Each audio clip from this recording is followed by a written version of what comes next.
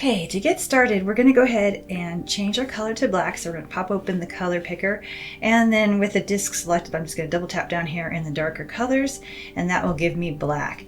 And I'm going to be using leaves, and I'm going to leave a link over there in the top right for the video on how I made these leaves. And then I'm also going to go down to, let's see, the Procreate calligraphy set, and I'm going to be using the chalk here. I'm actually going to go ahead and copy this, duplicate it, and then I'm going to take this chalk duplicate and I'm going to go ahead and put it into my set here, Festive Fall. Go ahead and open this up, or drag this over to the Festive Fall, and if I hold it long enough it'll open up the set, and I'm just going to drop it right in there, and I'm going to get rid of it later on, but for now this makes it handy. Okay, so the first set of leaves, let's see, I want to use are that little stamp right there. And let's see, I'm not sure how big I want it yet. About 47% maybe? Yeah, okay. And then I'm going to just rotate it. And I'm going to actually put these together, so I'm going to do another one too. Okay, so that's pretty good, but I want that to be a bigger brush, so I'm going to select both the layers together, hit my transform tool, and actually bring this up in size. And then I also have snapping with a distance of 3, and the distance is default.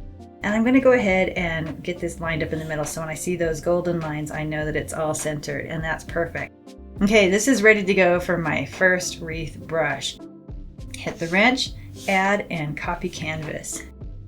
And then I'm going to go over to my essential starters, and I will leave a link in the description below for how to get these. You can get them for free. You don't even have to sign up for email. They're just free for my viewers and my YouTube subscribers. And thank you so much for viewing and for subscribing. I really appreciate that. Let's go ahead and hit the starters here. And I'm going to go to the brush that is along a path. I'm just going to gently slide that over, duplicate it. And I'm also going to bring it down into that Festive Fall set. So I'm just going to grab it, bring the copy down here, and just drop it. Let's see if I can position it right around. Yeah, so there we go. It's good enough. Now with this new one, let's go ahead and tap it to open it up in the brush studio. And these brushes are great because they tell you whether it's the shape or the grain to replace. And in this case, it's the shape. I'm going to tap edit and import and paste. Okay, and that's exactly what I want. Now, this brush gets you started with all the settings, but there are still some things I want to tweak. But when I'm happy with the shape, I'm going to go ahead and tap done. And the first thing I want to do is make it so that it's going to be a bit bigger here. So I'm dialing the minimum size up to about 63%. Okay, that looks pretty good. And I'm noticing I don't like the way it's stretching, so I'm guessing that I have stabilized, yeah, streamline. I'm going to turn off the streamline. I'm going to go over to stroke path here, and I'm going to adjust this just a little bit, bring them in closer to each other. And then the other thing that I am thinking about is how I want this shape to be. Like, I'm trying to decide if I want it to be like tilted in just a little bit like that, or tilted out just a little bit like that, or if I just like it where it is right there on the center here. I actually think I like it tilted in just a little bit. And then when you're done, you can give it a name. That looks like a good name, as good as any. All right, and then when we're satisfied with that, we're going to go ahead and tap done. Okay, so I'm going to go ahead and group these two, and then I'm going to turn off the visibility. But this tells me what size, basically, I want the other shape to be. Let's go ahead and turn the visibility off and create a new layer on top of that. Okay, let's choose our maple. Oh, I like this one right there. Okay, I'm going to start with the biggest leaf first.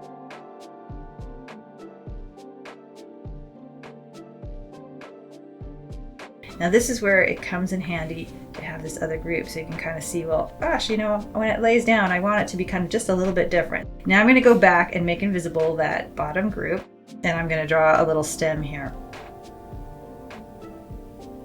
Something like that, so it's stuck together, I suppose.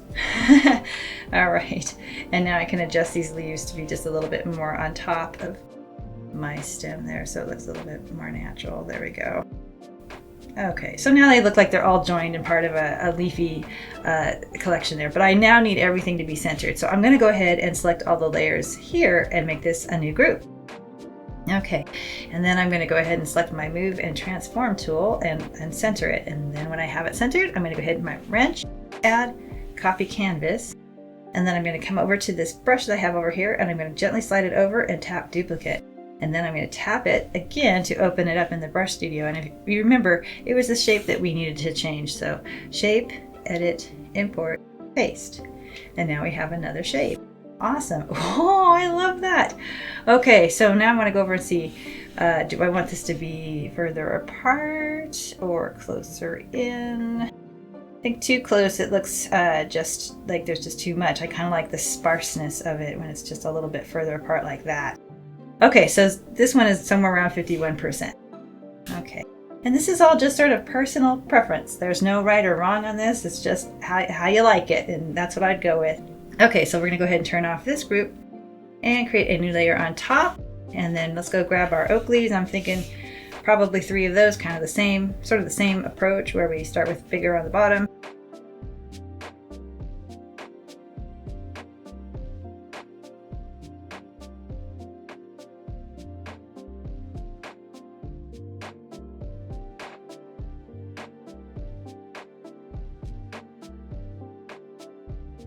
Okay, so let's go ahead and create, a new layer first. Put it on the bottom here. Okay, and then we're gonna go grab that chalk brush again. This time I'm gonna use a pencil, and let's see, we're gonna go ahead and just kind of draw it up this way. And we don't have to have too much dimension because this is all lying down together, so it doesn't have to be perfect. In fact, the less perfect, the better when it comes to sort of this watercolor look, especially for wreaths. Okay, so once again, let's go ahead and gently slide. You've got one selected, and then gently slide and drop the other layers to create a group.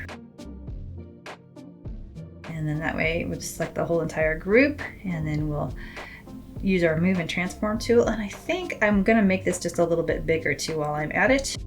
And now I'll go ahead and center it. There we go. Golden lines, we're good to go. Then we're gonna come over to our wrench, add, and then copy canvas. And then we'll go back over to our brushes. And we're gonna go ahead and just duplicate this one. Tap it, go to the shape, edit, import, paste. Awesome. Okay. Oh, I love that. I don't know, every time, I do this a lot, but it still surprises me every time. So let's go ahead and look at the stroke path a little bit. I'm gonna spread that out just a little bit. And I think going back to the shape, I'm going to play around just a bit with how this is laying down. Like, do I want it to go maybe more like that? Yeah. So I've moved it just slightly this way to the right. And again, just depending on what kind of leaves you have, what kind of drawing you made, you'll adjust this according to your own preference. So that looks pretty good though. Awesome. So we're gonna go ahead and tap done. Okay, and now let's go ahead and see these together. And I've created a fall palette, and I'll leave a link up in the right hand side for this video for if you'd like to create your own fall palette. And let's see, what color? I think I'm going to use this sort of mushroomy color here. And let's see, the first brush I'm going to use are those leaves, and I'm just going to go ahead and draw in a circle and then hold to invoke the quick shapes and in my finger, so it's a circle. And that's the base of my wreath. That's pretty good. Let's go ahead and create a new layer on top of that. And let's see, I think I want to go with this brighter orange for the maple leaves there. Just gonna go ahead and leave the size where it is there, and just kind of draw. That's fun. Okay, and then hold and tap. So again, it's a circle. That looks great. Now, if it seems too irregular, you can go back and change your shape. Like if you don't want that leaf to be coming in like that at such regularity, well, you can do different things. In fact, actually, let me show you something, because this is kind of cool. Let's go ahead and clear that layer, and let's go back to our brushes, and I want to show you something that you can do. Let's go ahead and clear the drawing pad just really quick, and you select randomize and flip. Let's see, I can't remember if it's X or Y. Let's try this. It's X. There we go. Flip X. So randomize and flip X. It'll move those leaves around a different way. Let's see, is that right? Is it doing it the way I think it is? Let's go out there and test it real quick.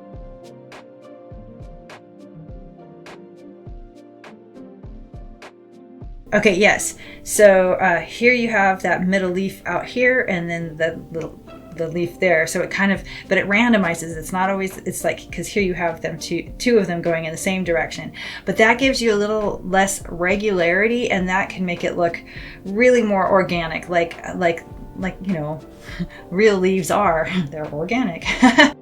Okay, so now let's go to our next brush here and a new layer, and let's select more of this. Like, I like this richer brown here, and let's go ahead and draw. I am going to bring the size down just a little bit.